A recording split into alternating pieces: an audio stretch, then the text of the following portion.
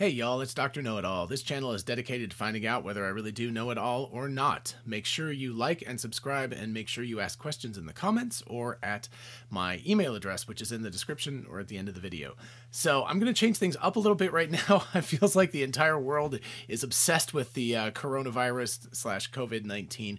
So I'm going to make a playlist, and I'm actually going to try to release a video per day, and I'm going to actually research these videos as opposed to answering off the cuff, because I feel like it's far too important to to get the facts right. So I'm going to talk about a bunch of different things. So anyway, I have about 10 topics already thought up.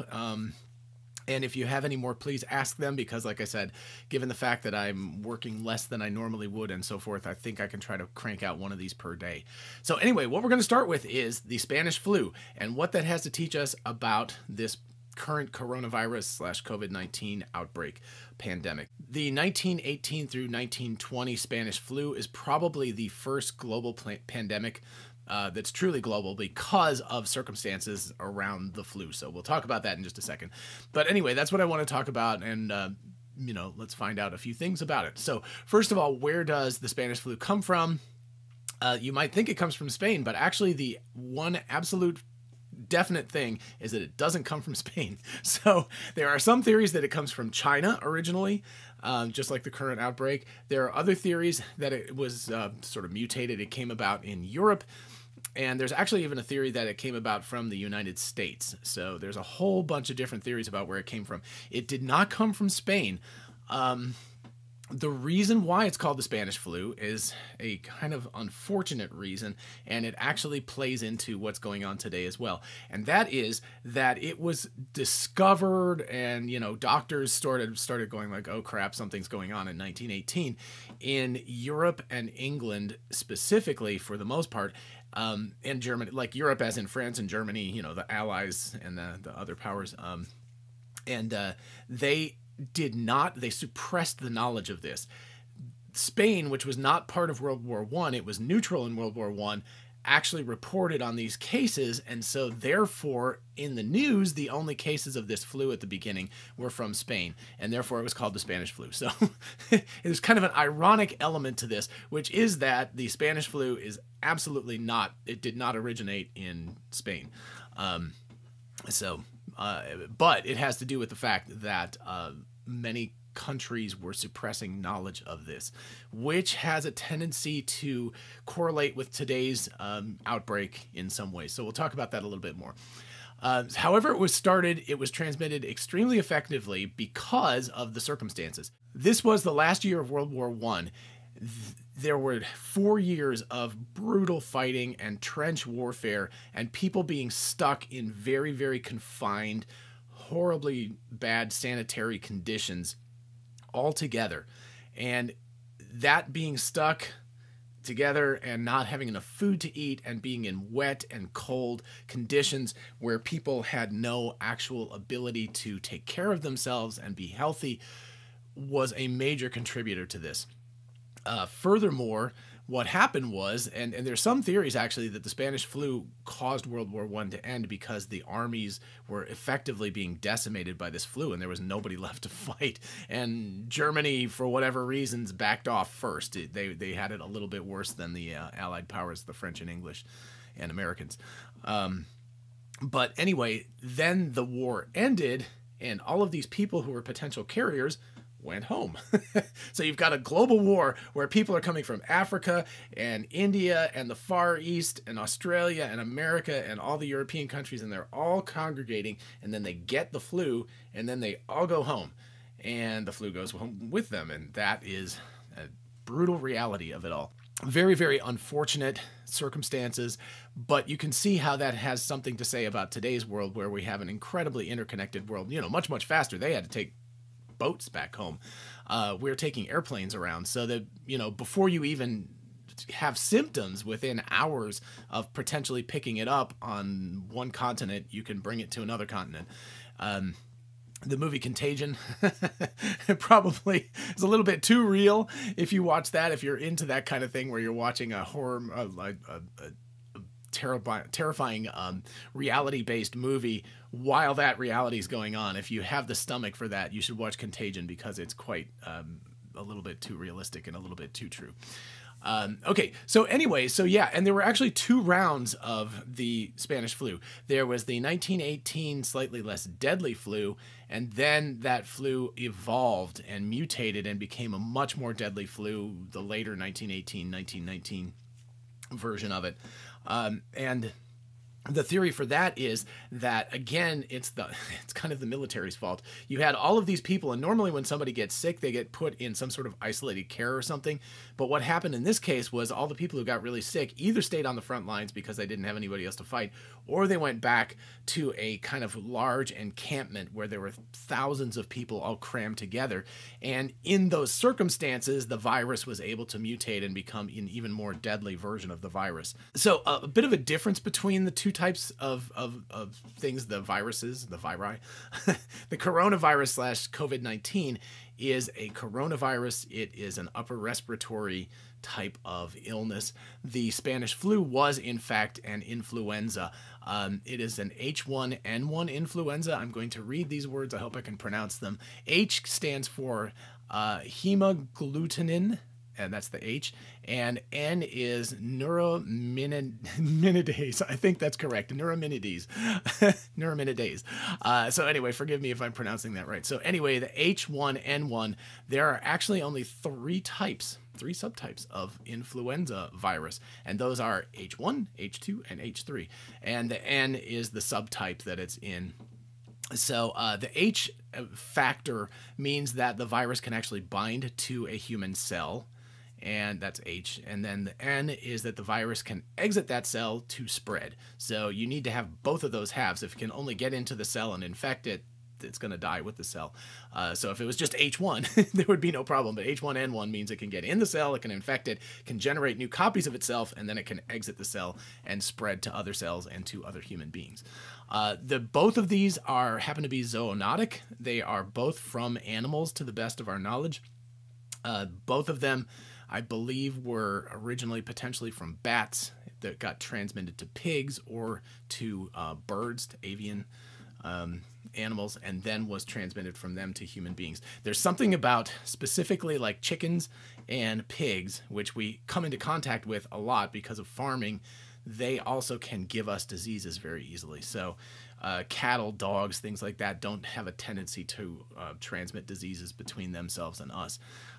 But chickens and pigs definitely do. And that's an unfortunate reality of, living in that kind of world where you've got human beings interacting with these creatures, and then those creatures are potentially interacting with wild animals like bats or other animals that could then cause these diseases to happen. So basically, it was an innocuous virus that couldn't transmit to humans, somehow got changed around, probably in a pig or potentially a chicken, and then it was transmitted from them to human beings, and once that starts, it goes and that's it. Yeah, that's called an antigenic shift. There are 2 types of changes to viruses. One of them is an antigenic drift, which is just little minute changes that happen over time, and that's usually not that big a deal, but that would be the reason why each season's flu is slightly different from the last season's flu, because there's a drift that goes on. But the antigenic shift is when you get a whole new thing, which is why this is called a novel coronavirus this time around. Because it's new and we have zero immunity to it, right? Even the flu, if you don't have direct immunity to that particular strain, you probably have at least some ability to fight it, unless your immune system has compromised or something. But these novel viri that come about through shift as opposed to drift are the ones that are particularly nasty. Okay, so how many people did the Spanish flu kill? Well, unfortunately, records are kind of incomplete, so it's all over the place. But the best guess is between 17 and 50 million people out of a population of 1.5 billion.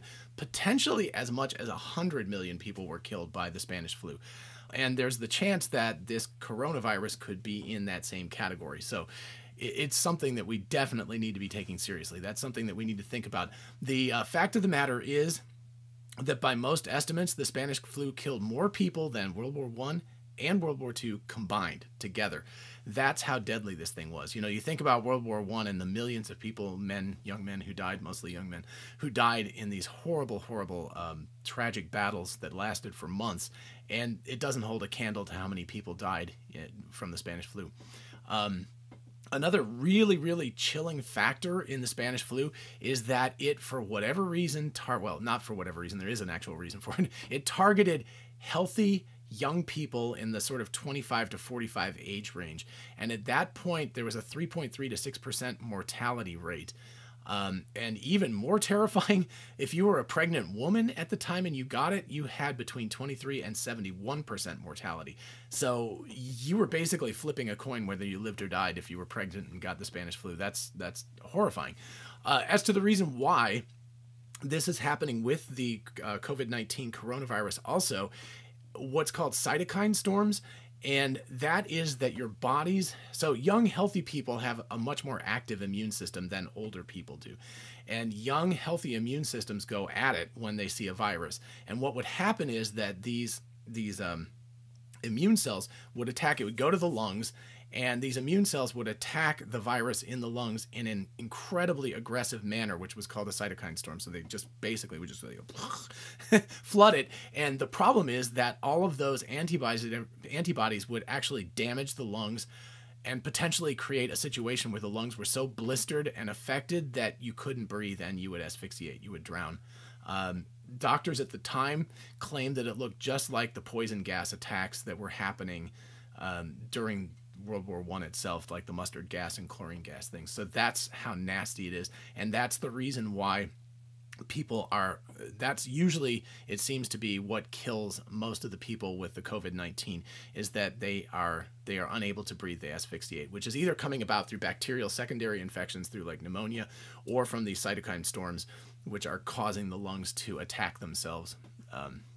Very, very brutal. So again, like I said earlier, the first wave of this, the Spanish flu is likely considered a likely cause of the end of World War I because the armies were just being decimated by this. And there was nobody to fight already because they had lost so many people. And then as soon as people went home, it got a lot worse because it became global. All right, so why was the Spanish flu so bad? Okay, probably I've already discussed a lot of this, but let's just kind of like wrap it up. Number one, it was global for the first time because we had transportation around the globe at relatively high speed, and we'd put a whole bunch of people together and then push them back apart again. And with that and bad sanitary conditions and bad food and so forth, people were much more likely to get ill because their immune systems were already compromised. Number two, there was no containment. So through suppression and also just lack of knowledge at this time period, people knew about bacteria, but they didn't even know viruses existed. So there was just a general lack of knowledge. It's like, how does all this happen? Nobody knows. So anyway, that is a kind of a horrifying aspect of it too. Number three is that the R0 value, or the reproducibility value, is high. In the seasonal flu, it's just a little over 1. It's like 1.2-ish, which means that if you get a flu, you're likely to give it to one other person. With the Spanish flu, it, again, estimations depending on records and so forth, was somewhere between 1.5 and 2.8. On the high end, 2.8, if you get it and you give it to 3 people and they give it to 3 people, that's 9 people, and then it's 27 people, and like it just explodes very rapidly. Again, that was one of the videos that I did. It's an exponential growth video. So you can look at some of the factors about that. And the COVID-19 / coronavirus R0 is approximately 2.3. It's, again, we're still trying to figure that out. It's a moving target at this point, but it seems to be about 2.3, which is, again, very, very high, right? If you give it to more people than you, 2, 4, 8, 16, right? It just explodes very, very rapidly. And number 4, is that there were 2 rounds of the Spanish flu. It wasn't just one outbreak. It was an outbreak and then another outbreak. So this is something we definitely need to be paying attention to, because even when this one goes down, it's not going to go away, and we need to be ready for round 2, which is definitely coming. So yeah. And the second round was worse than the first because, again, it had mutated. The disease had mutated, and it like affected people much more violently than the first version of the flu. A third of the global population was affected by the Spanish flu. 1/3. So 500 million people were infected with the Spanish flu. That is, again, just astounding kinds of numbers to think about. And that will happen here in this case also if we're not taking aggressive steps to stop the COVID-19 outbreak. So how does it compare to COVID-19? Okay, the difference is it's a different disease. Obviously, the Spanish flu was the flu. It was influenza. The coronavirus is a type of respiratory disease, a coronavirus, which again is the thing with the crown. That's what it looks like. Number two, the coronavirus seems to be affecting older people more severely than younger people. So people above the age of 50-ish or so seem to be having much more severe symptoms than those who are younger, although that's certainly not holding universally, and there's a possibility that we actually have a secondary version of the coronavirus going around, which is affecting younger people more. So yikes. Number three is that we have knowledge now. We know what a virus is. We know how we have models of how pandemics are transmitted. We understand that things like social distancing and so forth is an extremely effective way of slowing the virus down. So yeah, again, just watch the movie Contagion. They talk about all of this stuff in 2011. It's not like this is new knowledge here. We've known about it for a while. We also have had 100 years to figure out what went wrong with the Spanish flu and how to do better. Now, have we done better? Some countries, yes. South Korea is an amazing example of how they just kind of clamped it down, and China too. Although there is a lot of evidence that they may have actually tamped down evidence of this disease in November, when something could have been done about it, that they actually told their doctors not to talk about it, and that allowed the disease to spread much more rapidly and get out, whereas it might not have. So don't know this for a fact, but that's what is the rumor mill around here and so forth. On the other hand, on a kind of negative difference between 1918 and now, we're a much more connected world than we were then, right? People travel literally everywhere, constantly, and via airplane, which means that you can do in less than a day, you can travel around the world. So that allows this disease to transmit much, much more rapidly. The Spanish flu did not come out and just go within a couple of weeks, right? It didn't do that. It took a long time for it to move around. But relatively speaking, it still moved relatively quickly, but that's a big difference. Okay, similarities between the two. They are both zoonotic, which means they both come from animals, both diseases. They both have a high mortality rate in the multiple percent. Like the seasonal flu has about a 0.1% mortality rate, sometimes a little higher, sometimes a little lower. Both of these have mortality rates in the percent range. At the low end, COVID-19 might be only about 1 to 1.5%, but it sounds like it might be much, much higher. It could be 3 to 6%. And again, until this is all over, we won't really have the final numbers on that. But whatever it is, it's at least 10 times more deadly than the regular flu. And it's got a higher R0 value, which is another similarity between the two. An R0 value of much greater than 1 over 2 is much, much, much worse because you can spread it much more easily. The spread of the Spanish flu and COVID-19 are also very similar, the way that they're kind of just going out into the world. And also, both of them are now sadly out of control and spreading. There is not any more control on what's happening. There was a time when it could have been contained. That time is gone. And a lot of that has to do with just the way that nations have responded. They haven't done it effectively enough. And people are clamping down now, right? Italy is completely locked down right now. The town that I live in, Athens, Georgia, is completely locked down right now. But it may be like what is that old metaphor? The horse may have left the barn a while ago. And it's like, now you shut the barn doors. Well, doesn't really matter too much. So anyway, that's an unfortunate similarity between the two. Okay, and finally, what can we learn and apply today from the Spanish flu to the coronavirus COVID-19 outbreak? First of all, cover up is the worst thing you can do. It's embarrassing to say like, oh gosh, we've got this flu that's going on, it's really dangerous, or we've got this coronavirus that's very dangerous, but it's critical. Everybody has to know what the hell's going on, or else it gets out, and that's what happened. Saturation is also bad. We haven't really talked about that too much, but a lot of the reason why deaths happen, the big spike in deaths, is when the hospitals get saturated. In other words, there are so many patients in the hospitals that they don't have care for them anymore. I just read today that Italy has basically told anyone over 60 who gets this that they will not get a ventilator. And when you get the serious symptoms and you can't breathe, a ventilator is the only choice for living. So that is a brutal triage to just say, sorry, you're over 60, you're going to die. You know, that's what's happening right now. So that is rough. What the United States and other countries are attempting to do right now is what's called flattening the curve. The regular uptake of the virus would be like this, a very high exponential, and then eventually it would drop off. And what they're trying to do is flatten the curve out so it goes like this and just stays steady for longer and then drops off. Because if we can keep it under the saturation of hospitals, we can keep it where hospitals can actually help all the patients who get the disease and get bad symptoms from it. If we get the big spike that goes up, then everybody who gets it after that point, after saturation, is going to either die or live on their own, and that's going to create a much, much higher mortality rate. So brutal. So yeah, the other thing we have learned from both of these is stay away from each other. This social distancing thing has become like the word of the day, but social distancing is absolutely critical. I hate it myself. I hate being stuck around.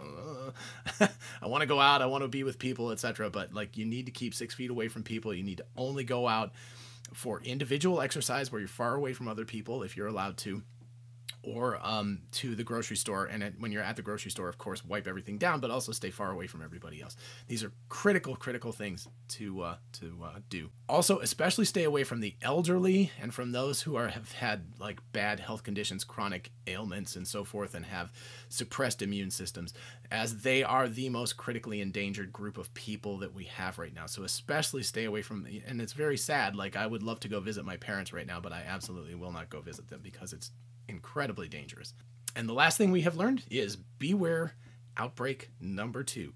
There is a very high likelihood that as we hit the warmer months, people, the air gets more humid, it becomes harder for this disease to transmit itself, that it will back down. And people will say, like, by July, they'll say like, oh, good, thank goodness it's all over. Come October, November again, if we don't have a vaccine in place by then, there's an incredibly high likelihood that this will just go and just blow up again. So be ready for that. Things will change.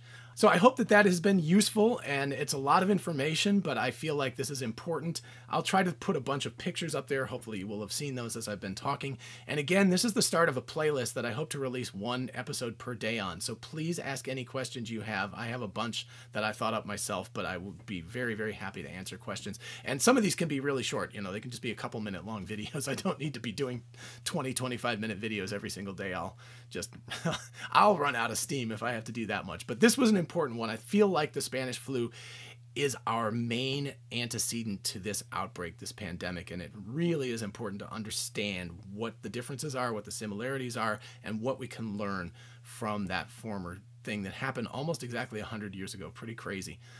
In fact, it ended in 1920, which is 100 years ago. So that's nuts. Thanks again for watching this. Make sure you subscribe, make sure you like this video, and definitely make sure you sign up that you're on the playlist so that you get all of these videos on the playlist as they go. I will try to keep putting these out every single day, and I will see you next time. Bye-bye.